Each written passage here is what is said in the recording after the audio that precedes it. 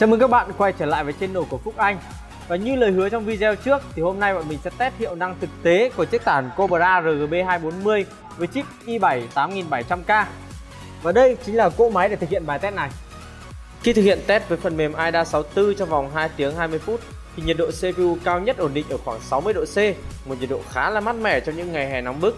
Còn ở tựa game PUBG, chiếc tản nhiệt All-in-One Cobra RGB 240 đã làm tốt nhiệm vụ của mình khi đem lại sự mát mẻ cho CPU với nhiệt độ trung bình chỉ khoảng 50 độ C khi chơi ở mức cài đặt Ultra Setting. Vậy là qua những bài test vừa rồi thì các game thủ hoàn toàn có thể yên tâm quẩy tung nóc nhà trong những ngày hè mà không lo chiếc CPU không may bị nướng chín nữa.